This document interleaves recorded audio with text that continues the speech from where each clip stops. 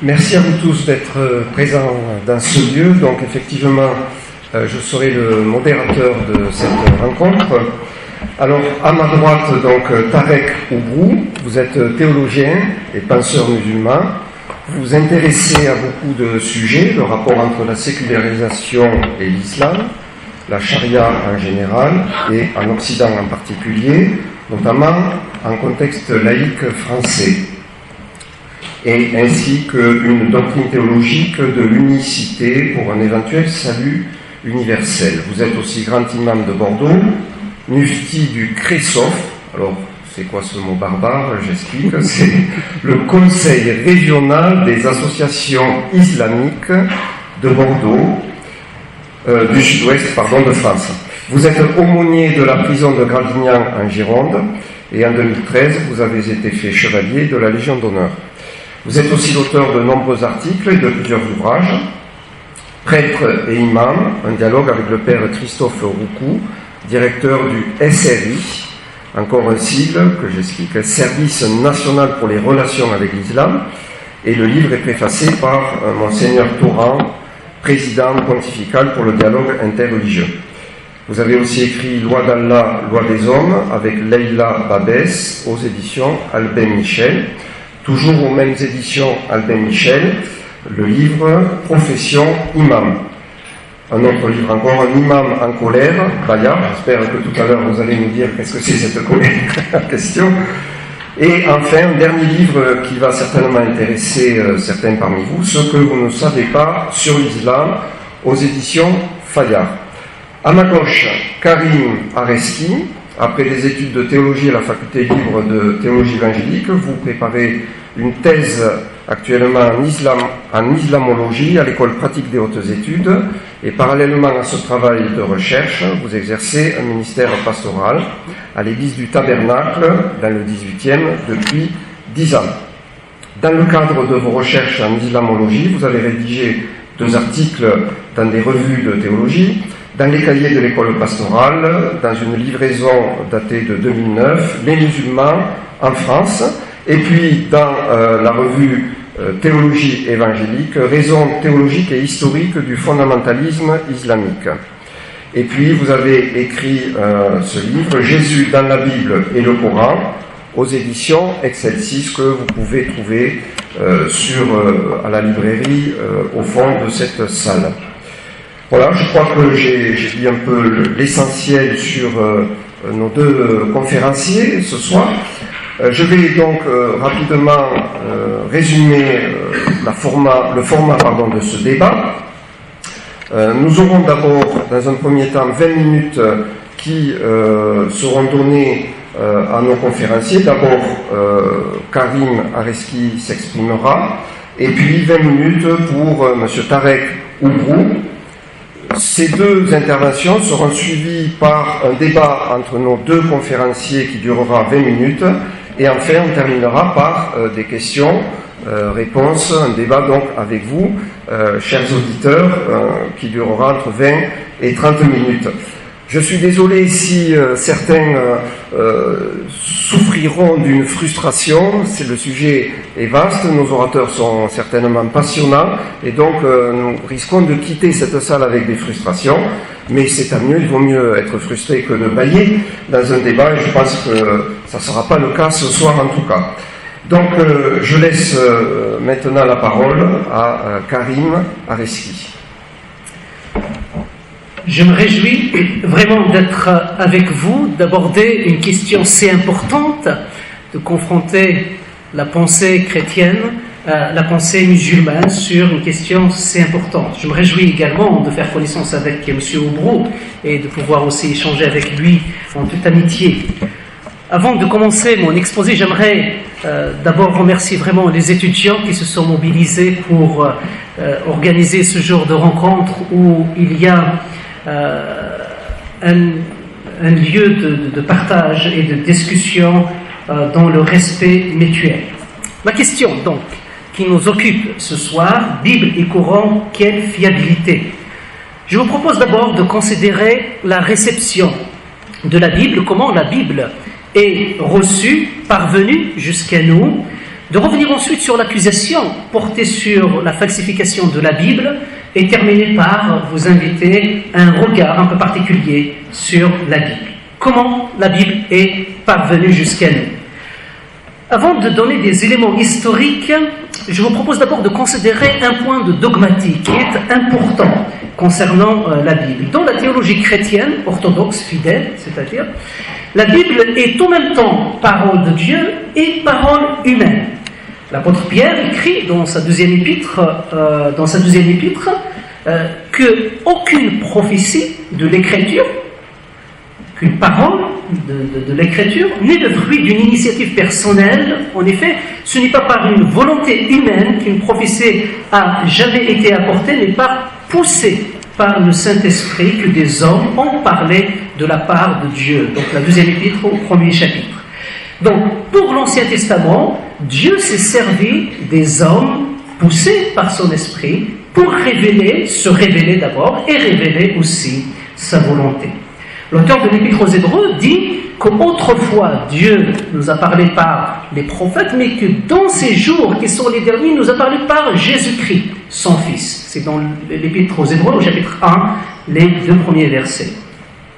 La parole de Jésus est transmise par les apôtres. Ceux qui reçoivent la parole des apôtres reçoivent la parole de Jésus, et ceux qui rejettent la parole des apôtres rejettent la parole de Jésus. C'est dans Luc 10 qu'il indique ce principe. Donc c'est de cette manière que la parole de Dieu a été, dans la conception de la Bible, parole de Dieu dans la mesure où elle est donnée par Dieu, et aussi humaine dans la mesure où Dieu s'est servi des êtres humains avec leur intelligence, leur sensibilité, ce qu'ils sont, leur personnalité, pour pouvoir parler aux êtres humains. La question qui reste posée est de dire: est-ce que le fait d'avoir utilisé un agent humain, des êtres humains, cette parole de Dieu perd son autorité ou sa crédibilité? Pour la Bible, non. Le fait d'avoir utilisé des êtres humains pour transmettre sa parole, le fait que Dieu s'est servi des êtres humains pour transmettre sa parole, n'enlève en rien à la crédibilité de la Bible, ni à son autorité. Elle reste une parole normative pour le croyant. C'est les prophètes, pour l'Ancien Testament, les apôtres, pour le Nouveau Testament, sont poussés par l'Esprit de Dieu, pour reprendre un peu l'expression de l'apôtre Pierre. Pour parler aux êtres humains, Dieu s'est servi d'un langage humain pour parler, pour donner sa parole et la transmettre de génération en génération. Une fois que ce point est précisé, maintenant, l'un des reproches adressés aux chrétiens, notamment par nos amis musulmans, est le fait que les protestants et les catholiques n'ont pas la même Bible. En effet, la Bible catholique, par exemple la Bible de Jérusalem, contient des livres plus que dans l'Ancien Testament, plus que la Bible protestante. Mais ce qu'il faut savoir, à mon sens, c'est que ces 10 livres ont été rajoutés lors du Concile de Trente, en 1546. Ça n'a pas été le cas dès le début, c'est-à-dire au 1er siècle. Et c'était pour faire une contre-réforme à la réforme menée par Luther. Les protestants considèrent qu'il faut recevoir l'Ancien Testament des Juifs, sur la base de la parole de l'apôtre Paul dans l'Épître aux Romains au chapitre 3. Or, l'Ancien Testament des Juifs ne contient pas justement ces 10 livres, qui sont appelés d'ailleurs par l'Église catholique deutérocanonique et par les protestants apocryphes. Donc, l'Ancien Testament doit être pareil que celui des Juifs, suivant la recommandation de l'apôtre Paul dans l'Épître aux Romains. Quant aux livres de Nouveau Testament, ils doivent porter la signature des apôtres. Ce sont eux que Jésus a chargés de transmettre son message pour ses disciples. À part 3, tous les livres du Nouveau Testament sont écrits par les apôtres. Les 3 ou 4, ça dépend comment vous comptez, livres qui ne sont pas écrits par les apôtres eux-mêmes sont l'évangile de Marc, l'évangile de Luc avec les actes des apôtres, c'est le même auteur, c'est Luc, et puis l'épître aux Hébreux. Pour ces 3 livres qui ne sont pas écrits par des apôtres directement, mais portent la signature des apôtres. Marc a rédigé son évangile, et ça on le sait, avec le concours de l'apôtre Pierre. Luc a écrit son évangile et les actes des apôtres avec le concours de l'apôtre Paul. D'ailleurs, à un moment donné, dans les actes des apôtres, on a l'impression qu'il a raconté vraiment la vie de l'apôtre Paul. Et puis, quant à l'épître aux Hébreux, elle a beaucoup de ressemblances avec l'enseignement de l'apôtre Paul. Donc, on a vu souvent, ou en tous les cas, une influence de Paul. Ces trois livres circulaient déjà au temps des apôtres. S'ils ne portaient pas la signature des apôtres, les apôtres auraient rejeté ces livres. Les apôtres auraient dénoncé et rejeté ces livres. Mais ils ne l'ont pas fait. Et pourtant, l'apôtre Paul a rejeté certaines lettres qui circulaient en son nom parmi les églises. Et c'est dans la deuxième épître aux Thessaloniciens, au chapitre 2, verset 2, il dit très clairement que certaines lettres qui circulent en mon nom, mais elles ne viennent pas de moi.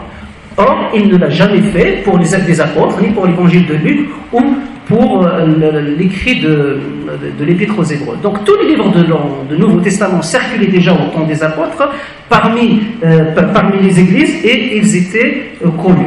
La grande majorité des églises du Nouveau Testament, la grande majorité des églises ont le Nouveau Testament dans sa totalité dès le début du IIe siècle, à l'époque d'Irénée de Lyon, qui lui-même était disciple de Polycarpe. Et vous savez que Polycarpe a connu l'apôtre Jean. L'ensemble des écrits du Nouveau Testament sont très rapidement appelés Évangiles et les apôtres, ou encore simplement l'Évangile, de la même manière qu'on appelait l'Ancien Testament par la Torah, ou bien la Torah, les écrits et les prophètes, ou encore la Torah et les psaumes. C'est ainsi que la parole de Dieu, donc, dans la conception biblique, est transmise sous l'Ancienne Alliance par l'intermédiaire des prophètes pour former tout l'Ancien Testament, et sous la Nouvelle Alliance, c'est-à-dire après la venue de Jésus-Christ, par l'intermédiaire des apôtres pour former le Nouveau Testament. Maintenant, que répondre à l'accusation portée sur la falsification de la Bible? À vrai dire, c'est une accusation portée c'est une accusation musulmane. D'après nos amis musulmans, la Bible est falsifiée. L'un des arguments utilisés pour justifier cette accusation est le fait que pour les musulmans, la Bible annonce la venue de Mohammed, du prophète Mohammed. Donc, deux textes dans le Coran, en effet, attestent que la Torah et l'Évangile ont prédit la venue de Mohammed. Je vous ai dit que l'Évangile est utilisé pour appeler l'ensemble du Nouveau Testament et la Torah pour l'ensemble de l'Ancien Testament.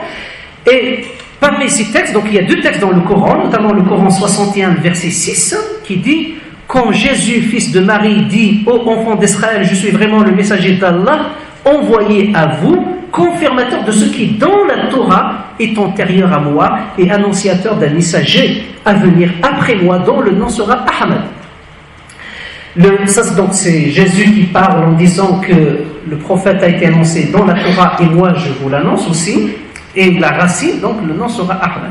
Et le deuxième texte, c'est dans le Coran chapitre 7, la sourate 7, et le verset 157 qui dit « Ceux qui suivent le messager, le prophète illettré qu'ils trouvent écrit ou mentionné chez eux dans la Torah et l'Évangile. » Or, le prophète illettré, c'est Mohammed qui est appelé ainsi. Ces deux textes, donc coraniques, annoncent clairement que l'Ancien Testament et le Nouveau Testament ont annoncé la venue d'un messager qui viendra après Jésus, dont le nom sera Ahmad, ou encore le prophète illettré, donc Mohammed, dont il est question. Les musulmans accusent donc les chrétiens et les juifs de falsifier leurs écrits respectifs en enlevant en particulier les passages qui traitent de la prédiction de la venue de Mohammed. Deux textes, entre autres, sont considérés par les musulmans comme annonciateurs de la venue de Mohammed, initialement, c'est-à-dire avant d'être falsifiés, mais après, ils ont été falsifiés par les juifs et les chrétiens. Le premier se trouve sous la plume du prophète Isaïe, au chapitre 42, verset 1, où il écrit « Voici mon serviteur, que je soutiendrai, mon élu, en qui mon âme prend plaisir, j'ai mis en lui mon esprit, et il annoncera la justice aux nations. » Dans ce passage, il est question du serviteur du Seigneur. Et d'après nos amis musulmans, disent que ce serviteur du Seigneur n'est autre que Mohammed. En effet, il faut s'interroger qui est ce serviteur du Seigneur. Pour répondre à cette question, il faut considérer ce passage dans son ensemble littéraire. L'ensemble littéraire dans lequel ce verset s'inscrit va du chapitre 41 jusqu'au chapitre 57 du livre d'Ésaïe. Et à l'intérieur de ce grand bloc, on trouve 4 chants de serviteurs du Seigneur. Le premier, avec notre verset, il annonce la venue du serviteur du Seigneur. Le deuxième, c'est au chapitre 49, il aborde le serviteur du Seigneur et ses partisans. Le troisième, au chapitre 50, il traite du serviteur du Seigneur et ses adversaires. Et le quatrième, c'est au chapitre 53, où il décrit l'œuvre expiatoire du serviteur du Seigneur. Le contexte littéraire de ce texte du prophète Isaïe ne permet pas de séparer ces 4 chants du serviteur du Seigneur. Or, les 3 autres chants du serviteur du Seigneur sont impossibles à appliquer à Mohammed, et en particulier le dernier chant du serviteur du Seigneur. Car le dernier chant du serviteur du Seigneur, donc c'est Isaïe 53, présente le serviteur du Seigneur comme quelqu'un qui va payer pour la désobéissance, le prix de la désobéissance de son peuple. Quelqu'un qui va se sacrifier à la place de son peuple pour obtenir le pardon pour son peuple, ceux qui vont croire en lui. Or, dans la théologie musulmane, dans la conception musulmane, cela n'est pas le cas. Au contraire, chacun devra rendre compte de ses œuvres selon la règle coranique énoncée dans la sourate 99, qui aura accompli le point d'un atome de bien le verra, et qui aura accompli le point d'un atome de mal le verra. Ce sont les versets 7 et 8. Le deuxième texte qui est cité, toujours sur ce passage d'Ésaïe, lorsqu'on regarde l'évangile, l'évangile cite à 2 reprises ce verset d'Ésaïe. Il cite ce verset d'Ésaïe pour l'appliquer à Jésus, lors du baptême de Jésus et lors de la transfiguration de Jésus. Et il y a cette parole qui est dite explicitement pour Jésus. Matthieu, Marc, Luc, les 3 évangélistes qui ont cité cette parole, comprennent, sous l'inspiration du Saint-Esprit, de l'Esprit de Dieu, poussé par l'Esprit de Dieu, que le serviteur du Seigneur dont il est question dans Ésaïe 42, verset 1, n'est autre que le Seigneur Jésus. Les 4 chants du serviteur du Seigneur sont appliqués à Jésus dans tout le Nouveau Testament, et à plusieurs reprises. Le 4e chant du serviteur du Seigneur, donc Ésaïe 53, auquel j'ai fait allusion tout à l'heure, porte sur la passion de Christ. Or, les 4 évangélistes réservent une partie importante à la passion de Jésus. Ils réservent des chapitres et des chapitres entiers pour décrire la passion de Jésus, c'est-à-dire sa mort et sa résurrection, pour dire qu'il a payé le prix de la désobéissance de ceux qui croient en lui. Jésus, il dit « Je suis venu pour mourir à la croix, pour sauver quiconque croit en moi ». C'est ce que Philippe a expliqué, un disciple de Jésus a expliqué à l'eunuque éthiopien lorsqu'il était en train de lire, dans les Actes des Apôtres au chapitre 8, lorsqu'il était en train de lire la prophétie d'Ésaïe 58, Philippe lui dit que cette prophétie s'est accomplie. Jésus-Christ, dont on vient de parler, a accompli toute cette prophétie. Donc les auteurs du Nouveau Testament, et sans aucune ambiguïté, appliquent les 4 chants du serviteur du Seigneur à Jésus. Comme Ésaïe 53. En effet, les Juifs n'adhèrent pas à cette lecture que font les auteurs du Nouveau Testament de ces textes d'Ésaïe. Mais par contre, cela c'est normal parce qu'ils n'accordent pas une autorité, scripturaire au Nouveau Testament. Par contre, les musulmans croient que l'évangile, Kitab, vient vraiment de Dieu, et je reviendrai tout à l'heure, et cela donc les invite, ce qui est dit dans le Nouveau Testament, les invite à considérer les données du Nouveau Testament et voir comment les lire d'une manière harmonieuse avec l'Ancien Testament. Le deuxième passage qui serait falsifié se trouve dans l'évangile de Jean au chapitre 14, dans les chapitres 14 à 16, c'est-à-dire c'est le dernier discours de Jésus juste avant la passion, c'est-à-dire avant la crucifixion et la résurrection. Dans ces chapitres, Jésus promet à plusieurs reprises d'envoyer le Paraclétos. Le premier verset où il annonce la venue future de Paraclétos, c'est au verset 16 du chapitre 14, où Jésus dit « Moi je prierai le Père et il vous donnera un autre défenseur, un autre avocat, qui soit éternellement avec vous », c'est-à-dire on a traduit avocat, défenseur, le Paraclétos. Pour les musulmans, Jésus n'a pas parlé de parakletos, mais il a parlé de parakleistos, qui veut dire en grec le célébré, le très illustre, le célébré. Or, le célébré, le très illustre, c'est dans la même racine que Ahmada, de la même racine que Mohammed. Et donc, toujours, je dis bien d'après les musulmans, mais pas d'après le Coran, parce que le Coran ne le dit pas cela d'une manière explicite. Donc, d'après les musulmans, les chrétiens ont falsifié ce texte de l'évangile de Jean, et ils ont mis parakletos au lieu de parakleistos. Que répondre à cela aussi? Il faut considérer ce que Jésus a dit dans ce dernier discours. Comme c'est un grand discours, il va du chapitre 14 jusqu'au chapitre 16, donc il faut considérer. Et lorsqu'on regarde, on examine le contexte immédiat de ce que Jésus dit dans son discours, on se rend compte très rapidement que ce personnage annoncé par Jésus est identifié. Au verset 17, c'est-à-dire quelques versets après, il est identifié à l'esprit de vérité. Et au verset 26, il est appelé le Saint-Esprit, d'une manière explicite. Donc le contexte immédiat ne fait aucun doute, il s'agit bien du Saint-Esprit dont parle Jésus dans ce dernier discours. Ensuite, le contexte plus large, à la fin de l'évangile de Jean, c'est-à-dire après sa mort et sa résurrection, Jésus rassemble ses disciples et il souffle sur eux et il leur dit « Recevez l'Esprit ». C'est une cérémonie un peu privée, c'est juste les disciples, mais 50 jours plus tard, c'est-à-dire après la Pâque, c'est Pentecôte, et là par contre le Saint-Esprit descend sur les 12 apôtres, où tout le monde voit la réception du Saint-Esprit à Jérusalem. Au temple de Jérusalem, on est dans les Actes des Apôtres au chapitre 2. Donc le contexte immédiat, comme le contexte général de la déclaration de Jésus, que les musulmans considèrent qu'il s'agit de Mohammed, en fait plaide pour le Saint-Esprit. Donc dans les Nouveau Testament plaide pour le Saint-Esprit. En plus, une deuxième réponse qui est d'ordre dogmatique, si on dit que la Bible est falsifiée, on admet que Dieu est incapable de protéger, de veiller sur sa parole, est incapable de garder et de préserver sa parole. Vous savez, pour Razi, qui est l'un des grands théologiens musulmans commentateurs du Coran de la fin du 2e et début du 13e siècle, il écrit qu'une écriture, c'est-à-dire une parole sainte, transmise par la transmission successive, c'est-à-dire tawatur en arabe, transmise par la transmission successive, ne peut faire l'objet d'une falsification textuelle. Donc, pour beaucoup de théologiens musulmans, ils disent c'est le sens qui a été falsifié et non pas le texte lui-même.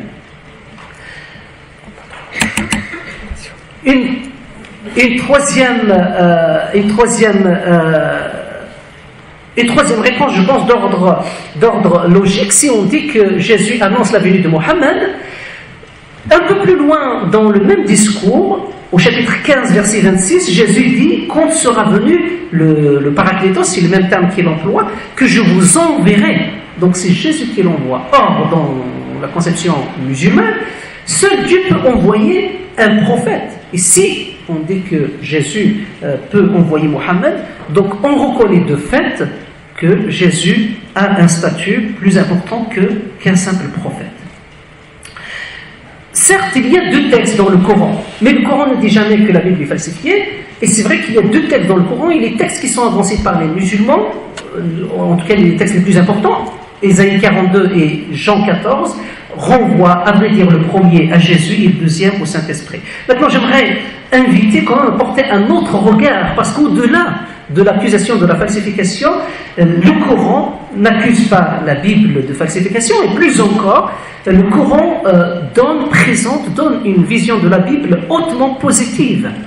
En se réclamant de la mère du livre, le Coran s'inscrit dans la continuité de la révélation, de la parole de Dieu. Il s'inscrit dans la continuité de la révélation de la Torah à Moïse, des psaumes à David, de l'évangile à Jésus et le Coran à Mohammed. La première implication de fait de dire que la Bible, de cette conception de la parole de Dieu, c'est le fait que la Bible est digne de foi. Et d'ailleurs, parmi les piliers de la foi musulmane, il faut croire dans les livres révélés et les prophètes qui sont venus avant Mohammed. Ça fait partie des fondements de la foi musulmane. Le Coran cite même littéralement des passages de la Bible. Par exemple, le Coran 21, verset 105, cite le psaume 37, verset 29. Le Coran 22, 47 cite par exemple cite le psaume 90, verset 4. Vous savez, un jour pour Dieu est comme 1000 ans, 1000 ans est comme un jour. Le Coran reprend les histoires de la Bible, etc. Une seconde implication, qui est vraiment très importante, c'est le fait que le Coran donne un statut même de vérificateur pour la Bible. C'est le Coran 10, verset 94, il dit un conseil qui a été donné à Mohammed lorsque Mohammed éprouvait quelques doutes sur l'origine d'une révélation divine, et il lui dit: si tu es en doute sur ce que nous avons fait descendre vers toi, descendre, c'est-à-dire révéler à toi, interroge alors ceux qui lisent le livre révélé avant toi. La vérité, certes, t'est venue de ton Seigneur, ne sois donc point de ceux qui doutent. Ce verset donc accorde à la Bible un rôle de vérificateur. Si une révélation est conforme, s'inscrit dans la continuité de ce qui a été révélé, doit être acceptée et reçue, mais si elle s'inscrit en faux avec ce qui a été révélé auparavant, elle doit être donc examinée, voire rejetée. En termes de conclusion, Bible, quelle fiabilité? Deux choses me semblent doivent nous permettre de réfléchir à la question de la fiabilité de la Bible. La première, c'est la diversité dans l'unité du message qu'elle transmet. La Bible est rédigée dans 3 langues différentes, l'hébreu, l'aramien et le grec, et par une quarantaine d'auteurs différents pour l'Ancien Testament et une dizaine d'auteurs différents pour le Nouveau Testament. La formation de l'Ancien Testament a duré 10 siècles environ. Et elle s'est faite à plusieurs endroits du Proche-Orient ancien, et avec une trentaine d'auteurs différents. La formation du Nouveau Testament, quarantaine pour l'ensemble, le Nouveau et l'Ancien Testament. L'Ancien Testament, trentaine d'auteurs, et le Nouveau Testament, dizaine d'auteurs, qui est écrit, bien sûr, en cinquantaine d'années, dans l'Empire romain de notre 1er siècle. Et pourtant, le message de la Bible, dès le début jusqu'à la fin, est un message harmonieux et cohérent. Et cela doit faire réfléchir, à mon sens. Il est très facile d'avoir un message cohérent lorsqu'il s'agit d'un seul auteur et d'un seul livre. Mais avec une quarantaine d'auteurs vécus à des périodes très différentes dans des contextes très multiples, il faut que ce soit vraiment Dieu, l'inspirateur de ce message, pour qu'il reste cohérent et harmonieux dès le début jusqu'à la fin, et c'est le cas de la Bible. La seconde chose que j'aimerais souligner très rapidement,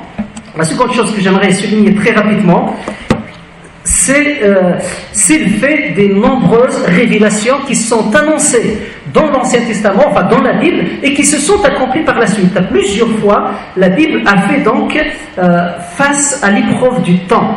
Il y a des prophéties annoncées dans l'Ancien Testament, accomplies dans le Nouveau Testament, mais souvent aussi dans l'Ancien Testament accompli, ou dans le Nouveau Testament accompli dans le Nouveau Testament, comme la question, l'annonce de la venue de Jésus et du Saint-Esprit. Donc la Bible constitue un message cohérent malgré 1000 ans qui séparent la première page de la dernière page de la Bible, et en même temps, c'est un livre qui a fait face également à l'épreuve de temps dans sa totalité. Voilà pourquoi je crois, et je le pense très profondément, que la Bible est digne de foi, donc fiable dans toute sa totalité. Merci pour votre attention.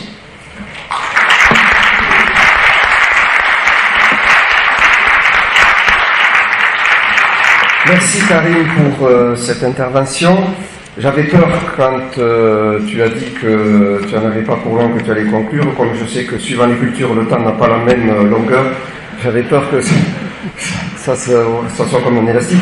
Donc nous allons maintenant écouter Monsieur Tarek Oubrou, qui va donc nous instruire aussi dans la position musulmane. La parole vous est donnée. Le mot fiabilité renvoie à deux notions, la fiabilité de la transmission et la fiabilité de l'interprétation, qui sont deux opérations complètement distinctes. Vérifier la validité de la transmission d'une révélation est une chose, vérifier la fiabilité de l'interprétation du contenu c'en est une autre. Mais pour esquisser la réponse à cette double question, j'aimerais commencer par un point dogmatique, métaphysique et théologique sur la notion de la révélation, qui est le point commun des traditions monothéistes du judaïsme, du christianisme et de l'islam, puisqu'il s'agit dans ces traditions d'un Dieu existant, agissant, communiquant et exigeant. C'est-à-dire que sa révélation, c'est un lieu de dialogue et de rencontre. Cependant, le mot révélation peut renvoyer à plusieurs modes de communication divine. Chaque tradition a essayé de définir théologiquement la notion de la révélation. Qu'est-ce que c'est que la manifestation de Dieu dans l'histoire et dans le monde des hommes? C'est le point fondateur des textes. Parce qu'à l'origine, c'était le verbe, puis l'écrit. C'est vrai que dans la tradition chrétienne, le verbe s'est fait chair, et donc la révélation, c'est Dieu lui-même. L'évangile, ce n'est pas la révélation, c'est Jésus qui est la révélation. Alors que pour le Coran et la Torah, il s'agit du verbe de Dieu qui s'est fait écrit. Là aussi, pour les musulmans, ils n'ont pas de problème à admettre que Dieu, le verbe de Dieu, s'est fait chair, c'est-à-dire Jésus, puisque dans la tradition musulmane, Jésus est le souffle de Dieu, l'esprit de Dieu, il est né de Sainte Marie sans contact charnel avec un homme, et donc sa naissance est miraculeuse à cet égard. C'est le verbe de Dieu qui s'est fait chair par création et non pas par engendrement. C'est la petite différence qui existe entre la définition de Jésus dans la tradition chrétienne et dans la tradition musulmane. On est d'accord sur le passage évangélique, mais ce n'est pas la même interprétation. En vérité, les musulmans, ils ont fait avec le christianisme ce que le christianisme a fait avec le judaïsme, c'est-à-dire il tire sa légitimité de l'Ancien Testament. On dit que l'Ancien Testament, c'est un évangile latent. Les musulmans disent la même chose. Le Coran de l'évangile, c'est un Coran latent, puisqu'il s'agit d'un seul Dieu à l'origine de tout ça. Donc il faut à un moment donné trouver une cohérence. Donc lire l'Ancien Testament à la lumière du Nouveau Testament et lire le Dernier Testament pour les musulmans, qui est le Coran, lire le Deuxième Testament à la lumière du Dernier Testament, qui est le Coran pour les musulmans. C'est ce qu'on appelle l'intertextualité. D'ailleurs, lorsque vous lisez les tafsirs, les exégèses musulmans, les ouvrages en tout cas, ils sont remplis de ce qu'on appelle l'israéliyat, c'est-à-dire les passages de l'Ancien Testament, le Nouveau Testament, parce que tous les commentateurs du Coran, ils essaient un petit peu de trouver une certaine cohérence dans les différentes révélations. Sauf qu'il y a une définition particulière de la révélation dans la tradition musulmane qui se différencie un petit peu par rapport à celle du christianisme, dans la mesure où ils considèrent que le Coran, c'est le verbe de Dieu, mais attention à ce niveau-là, il s'agit d'une humanité d'empreinte, c'est-à-dire qu'effectivement, Dieu communique avec l'homme à travers le langage de l'homme. C'est Dieu qui vient, mais pas ontologiquement, ce n'est pas l'essence qui se déplace, mais c'est le verbe. Mais le verbe n'est pas Dieu, et l'écrit n'est pas le verbe. Et donc quand les musulmans travaillent sur le Coran, ils travaillent ce qu'on appelle l'herméneutique de la trace. D'ailleurs, le Coran parle des signes. Dieu ne se révèle pas, il indique un sens. C'est à la raison de suivre justement l'orientation de la pensée par l'ayah, par la révélation, car la révélation n'est pas un dévoilement, c'est une orientation de la pensée. Donc le Coran, c'est un point de départ et pas un point d'arrivée. D'ailleurs, le Coran ne prétend pas détenir toutes les paroles de Dieu. Il y a beaucoup de passages dans le Coran qui indiquent que les paroles de Dieu sont infinies. Il ne faut pas réduire toutes les paroles de Dieu dans le Coran. C'est une absurdité. Aucun musulman ne le dit. Dieu a parlé avec Moïse, avec Jésus, avec les prophètes, il parlera. Dieu n'est pas muet, c'est-à-dire après la clôture de la révélation coranique, Dieu n'est pas devenu muet. Et donc, au-delà du texte, il y a le métatexte, c'est-à-dire l'auteur, et c'est très important parce que d'abord, le Coran informe d'abord sur Dieu. L'objet premier de la révélation, c'est d'informer sur Dieu. Déjà, de quel Dieu s'agit-il? Est-ce que c'est un Dieu qui s'incarne ou c'est un Dieu qui communique à distance? Quel est l'acte d'amour de Dieu? Est-ce qu'il passe par l'incarnation ou par l'indication? Est-ce qu'il part par le dévoilement ou bien par un langage qui indique et qui voit en même temps pour laisser une marge de manœuvre à l'homme? Dieu n'est pas venu dans le royaume des hommes, voilà, il est resté dans son royaume, il a laissé les hommes explorer le leur. De toute façon, il y a une sécularisation entre le monde de Dieu et le monde des hommes. Il y a une certaine distance qui est gardée, justement pour donner une marge de manœuvre à l'esprit humain de prendre sa responsabilité dans son rapport justement à cette révélation qui est devenue écrite. D'ailleurs, les musulmans, ils distinguent entre la parole ontologique de Dieu, c'est-à-dire la parole intérieure de Dieu, et son expression, les ibara. Quand il est en arabe, c'est le Coran, en hébreu, c'est la Torah, l'évangile en araméen à l'origine, et donc voilà, donc, à ne pas confondre la parole intime, intérieure de Dieu qui n'est pas humaine, et son expression dans le temps et dans l'histoire. Donc le Coran, il a une dimension historique. Le langage, c'est un langage arabe, sauf que le style est divin. Contrairement à la tradition du prophète, la Sunna, qui est la deuxième source scripturale, qui est une inspiration de Dieu et d'expression humaine. Le Coran, il est d'origine divine et d'expression et de style divin. C'est pour cette raison qu'on dit que le Coran est la parole incréée de Dieu, dans le sens où l'origine c'est le sens de Dieu, mais ce verbe n'est pas Dieu. Le verbe était avec Dieu, comme dit le passage de l'évangile de Jean. Il était avec Dieu, mais il n'était pas Dieu. Mais ensuite, il dit le verbe est Dieu. Mais en vérité, c'est une question d'interprétation. Le problème en vérité de la falsification dont parle un certain nombre de musulmans, ce n'est pas tant le texte de la Bible, de l'Ancien Testament ou le Nouveau Testament. C'est la question d'adultération du sens, c'est-à-dire qu'il y a une erreur, ce qu'on appelle une erreur herméneutique, une erreur d'interprétation, un égarement dans l'interprétation. Mais l'homme a le droit de commettre une erreur. Par contre, il a l'obligation de chercher la vérité. Avec Dieu, il n'y a pas d'obligation de résultat. C'est-à-dire pour Dieu, l'erreur herméneutique, l'erreur dans l'accès à la vérité est excusée. Là, je travaille sur la question du salut des hommes au jour du jugement dernier. On peut s'égarer, on peut se tromper, on peut être incroyant par ignorance ou par erreur. C'est excusable auprès de Dieu. Ce qui est demandé, c'est de chercher la vérité. On peut se tromper. C'est-à-dire que même si on a la vérité, c'est-à-dire le Coran, on cherche la vérité dans la vérité, puisqu'il ne s'agit pas d'un dévoilement du sens total de Dieu. C'est dans cette épistémologie de l'humilité où doit se trouver le théologien qui essaie de comprendre l'Ancien Testament, le Nouveau Testament et le Dernier Testament pour les musulmans qui est le Coran. Il faut trouver une certaine unité. Mais ça ne veut pas dire que dans la transmission, il n'y a pas ce qu'on appelle l'interpolation. C'est-à-dire que le narrateur, il peut introduire son interprétation. Quand on transmet une information même divine, il y a un risque d'interprétation. C'est pour cette raison que le Coran il est appris par cœur. Alors que la tradition du prophète, on peut transmettre le sens.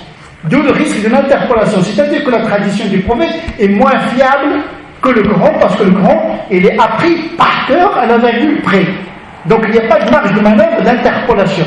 Alors que la tradition du prophète, qui est un deuxième strate d'une même révélation, puisqu'il s'agit des paroles du prophète inspirées, sachant que toutes les paroles du prophète ne sont pas le produit de la révélation. C'est ce qu'on appelle sunan zawaïd, c'est-à-dire que tout ce que fait le prophète, tout ce que dit le prophète, n'est pas forcément sous l'effet de la révélation. Donc les théologiens se sont penchés sur le côté prophète de Mahomet et le côté humain de Mahomet. Voilà, ce qu'on appelle la séparation des ordres dans les comportements du prophète. Et donc, pour les musulmans, le Coran il est fiable 100% parce qu'il est transmis par le biais de tawatur, transmis par un nombre considérable de narrateurs de génération en génération, de manière à exclure toute erreur. Ce n'est pas le texte en vérité, ce n'est pas l'écrit qui garantit cette fiabilité de la transmission. C'est l'oralité. Jusqu'aujourd'hui, cette transmission est garantie. C'est-à-dire que les gens apprennent le Coran par cœur, des enfants, des hommes, des femmes, de génération en génération. On a le même texte qui est appris par cœur, c'est-à-dire que la garantie est par l'oralité, pas par l'écrit. L'écrit n'est qu'un outil, n'est mot technique qui permet d'accompagner l'oralité du texte. Puisque le Coran, c'est d'abord une parole. Et donc les musulmans se fient plus à la transmission orale qu'à l'écrit. La tradition du prophète n'a pas le même statut que le Coran. C'est une source subordonnée au Coran, c'est-à-dire on interprète la tradition du prophète à la lumière du Coran. Quand il y a une contradiction, on sacrifie le hadith, on le considère comme apocryphe ou qui n'est pas authentique. Donc il y a toujours un travail intellectuel, c'est-à-dire que la vérité est donnée, mais elle est cherchée en même temps. C'est ça qui fait que la théologie se développe, l'herméneutique se développe, il y a l'approche rationnelle, l'approche mystique. Les musulmans, ils ont fixé le Coran une fois pour toutes, sachant qu'il y a des variantes qui n'ont pas été retenues, mais ils étaient obligés quand même d'unifier, les compagnons du prophète étaient obligés d'unifier les musulmans autour d'un texte. D'ailleurs, ils ont hésité à un moment donné, est-ce qu'on doit l'écrire ou non, etc. Et tout est un débat chez les primo-musulmans, est-ce qu'on doit écrire le Coran, puisque le prophète ne l'a pas fait. Bien sûr, le prophète ne pouvait pas le faire parce qu'il recevait encore la révélation. Il avait des scribes, 27 scribes qui écrivaient fragment par fragment, puisque le Coran était révélé pendant 23 années, ce qui a permis son assimilation, son apprentissage par cœur, mais à côté de là, de cette transmission orale, il y a des scribes. Ce texte, il a subi des métamorphoses, c'est-à-dire que chaque année, le prophète remanie le texte sous la direction de l'archange Gabriel, puisque l'archange Gabriel, c'est le médiateur céleste entre Dieu et le prophèt. C'est-à-dire que le Coran n'a pas été reçu par le prophète directement de Dieu, il n'a pas entendu Dieu, mais il a été en contact avec l'agent céleste qui est l'archange Gabriel. Il y a toujours cette médiation entre Dieu et même le prophète de l'islam. En tout cas, pour les musulmans, le Coran, il est considéré de manière unanime qu'il est fiable authentiquement. Le problème, c'est dans l'interprétation. Qu'est-ce que c'est que la falsification dont parle le Coran? Tahrif, est-ce que ça du tahrif dans la transmission, dans l'interprétation, etc. Ça, c'est bon. On peut être. Quand vous dites les musulmans, moi je ne me reconnais pas dans ces musulmans que j'en vous parle, mais je sais que la majorité des musulmans, ils disent que les chrétiens, ils ont falsifié, ils ont gommé, etc., etc. Mais ça, le problème, c'est pas dans le. On peut dire qu'il y a des erreurs, des interpolations, etc., des contradictions même dans le texte. On le trouve dans les hadiths également. Il y a des hadiths qui ont été interpolés, etc., etc. Donc ce qui est valable pour l'évangile, est valable pour les hadiths du prophète, qui est quand même une forme de révélation pour les musulmans. Donc en effet, la fiabilité pour le Coran, elle est sûre, elle est certaine même. Une partie des paroles du prophète sont fiables, et le reste, elle est de l'ordre de l'hypothétique quant à son authenticité historique de la transmission. Nous avons plusieurs recueils du hadith. Selon les conditions d'authentification, les auteurs de ces recueils, ils ont classé les hadiths en fonction de leur degré d'authenticité. Le Bukhari, qui est le recueil le plus authentique pour les musulmans après le Coran, eh bien c'est Sahih al-Bukhari, authentique selon les conditions de Bukhari, qui ne sont pas les mêmes qu'au Muslim, etc. Donc il y a tout un travail d'authentification, de classification, de taxonomie en fonction du sujet, mais en fonction du degré d'authentification, en fonction de la chaîne. Les musulmans étaient obsédés par la chaîne des transmetteurs. On n'accepte pas un texte s'il n'a pas de référence de transmetteur. Tel a rapporté que tel, lui a rapporté que tel, lui a rapporté que tel, et on vérifie l'authenticité en fonction de la solidité morale et intellectuelle et mnésique des rapporteurs. Il y a toute une discipline de al-hadith, c'est-à-dire l'art de la transmission. On a des milliers de volumes de critiques de la narration, de l'historicité des hadiths qui ont fait l'objet de grandes études à cet égard-là. Donc, une fois que le texte est fixé, authentique, la deuxième opération entre en jeu.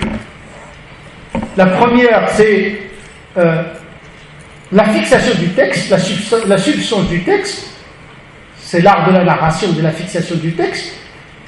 Pour le Coran, les spécialistes s'appellent les coranistes, le Qurra. Pour les hadiths, ce sont les traditionnistes, les muhaddithoun. Ceux-là ne s'intéressent pas à l'interprétation du texte.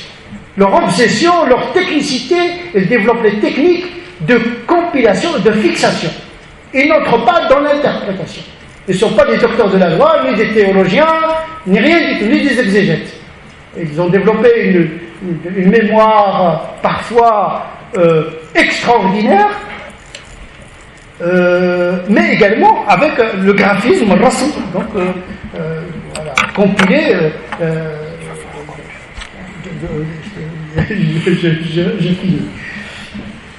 Mais une fois qu'on a fixé les textes, maintenant le grand travail commence. Comprendre le contenu. Et là, on a plusieurs doctrines, plusieurs etc. en fonction de l'intelligence, l'expérience. Il y a l'histoire qui joue également dans l'interprétation, etc. Mais en tout cas, il y a une intertextualité. Les musulmans ne remettent pas, puisque le Coran lui fait le Coran lui-même, il reconnaît qu'il y a des reprises de la Bible, c'est normal, puisqu'il s'agit du même Dieu. Le Coran, le prophète dit, je ne suis pas le premier des prophètes. On n'est pas musulman si on ne reconnaît pas l'Ancien Testament, le Nouveau Testament, de manière globale, pas dans les détails. De manière globale, mais on ne remet pas le principe de la révélation de l'Ancien Testament et du Nouveau Testament. Je vous remercie.